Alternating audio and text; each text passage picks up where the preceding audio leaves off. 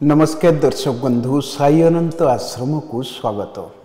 December 2025 सबुठारु गुरुत्वपूर्ण वैशिष्ट्य होउछि December 5 रु 9 मध्य तीनोटी प्रमुख ग्रह बृहस्पति बुध एवं मंगल सेमानकर राशि परिवर्तन करुछंती। तमे पुओ को नहीं कि बाबा पाखु आसला परे आपनकर कोन परिवर्तन हेछि पुओर जो गोड़ हाथ फाटथिला तार भी कोन परिवर्तन हेछि? हां मो एमती जड़े सांग पिला शुणिकी आपण पाक कि आसला मो पु दीर्घ 7 वर्ष है जो कष्टा भोगुला मोर हृदबोध हो 7 दिन गला भाया लगे तेणुक बहुत सल्व हो जाए बाबा को कोटि कोटि प्रणाम आउ महावीरी पंचमुखी महावीरी हनुमान को मो स्वामी जहाँ कहले मुझे कथा मोर अलग अनुभूति बाबा कहले मेडिटेशन करने सार खाई मेडिटेशन कलापर काली कर मेडिटेशन मुझे निजे महावीर आसिक छुई पेटू देवी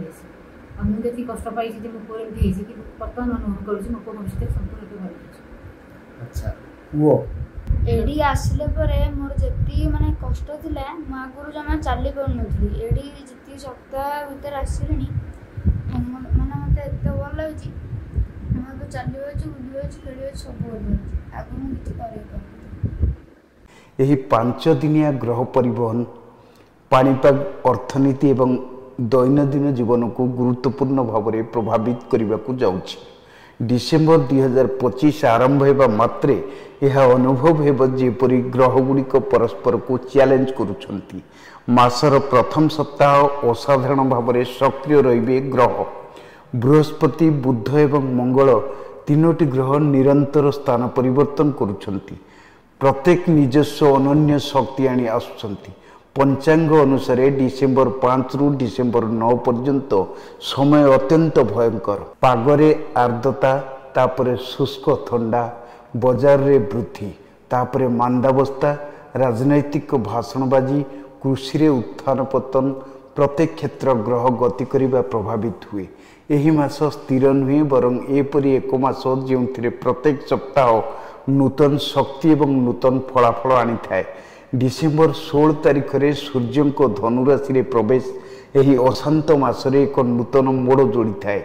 डिसेम्बर संपूर्ण मास को बुझापी यही ग्रह परिवर्तन गुड़िक विस्तृत भाव में परीक्षा करने गुरुत्वपूर्ण। डिसेम्बर 25 एक सरल शांत एवं शीतल मास नुहे। डिसेम्बर 5 तारिख रे बृहस्पति मिथुन राशि रे प्रवेश समग्र वायुमंडल संतुलन को प्रभावित करिवो। जेतेबेले बृहस्पति वायु प्रधान राशि रे प्रवेश करती सेतेबेले पवन कुहुड़ी आर्द्रता एवं पश्चिम विक्षोभ भली परिस्थिति सृष्टि होगा स्वाभाविक। पश्चिम एवं उत्तर अंचल रे दुवृष्टि एवं दक्षिण रे वर्षार अभाव सीधा सड़क एक ग्रह स्थिति सहित जड़ित। यही परिवर्तन बाजार उपरे सीधा सड़क प्रभाव पकाई पारे। तेल तैलबीज बादाम अलसी नड़िया सुपारी सोरिष सुना एवं रूपा परी उत्पाद गुड़िक हठात वृद्धि पाइब। यही वृद्धि गोटे दिन प्रभाव हेब नाही बरं आगामी सप्ताह बजार अस्वस्तिकर स्थिति तारिख में बुधंक वृष राशि रे प्रवेश तुरंत यही वृद्धि को धीमा करने को चेष्टा करिवो। मसला शस्य डाली एवं तेलरी मांदावस्थार संकेत देखा देवा आरंभ करे। यही पंचांग सूचक आधुनिक बाजार पाई मध्य फिट हुए कारण बुध हेउची तर्क वाणिज्य मूल्य और जोगाजोग एवं आलोचनार ग्रह। बुध एक पृथ्वी राशि रे प्रवेश करने मात्रे निष्पत्ति मंथर हो जाए मूल्य स्थिर हुए कि ह्रास पाए एवं वाणिज्य संप्रदाय बाजार प्रति सतर्क होता है। डॉक्यूमेंट कारोबार एवं जोगाजोगर द्वंद्व होवार संभावना रही एवं साधारण लोक माने निष्पत्ति विषय रे अनिश्चितता अनुभव करि पारंती।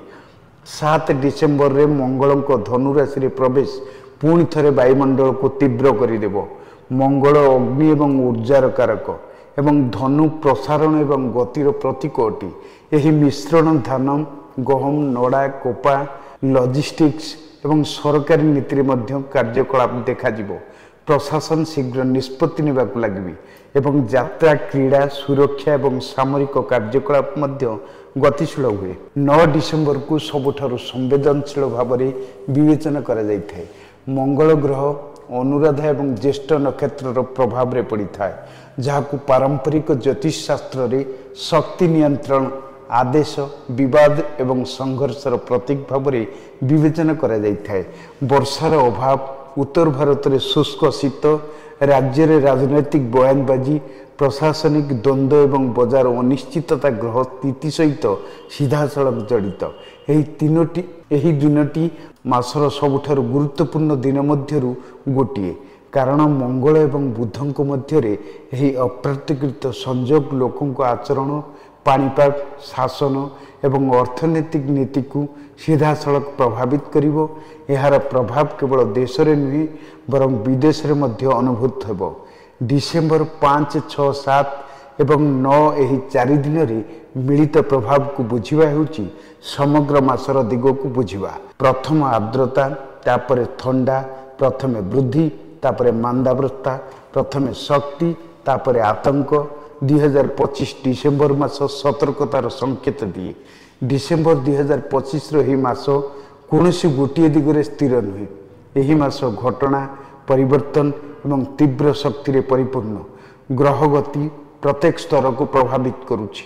बजार कृषि व्यवसाय राजनीति पाणीपाग प्रशासन यात्रा एवं परिवार साधारण लोकों पाई मास प्रबल थंडा थंडा एलर्जी निष्पत्ति रे परिवर्तन संपर्क रे भूल बुझाबणा एवं आर्थिक असुविधा आनी दै थाए। धन्यवाद।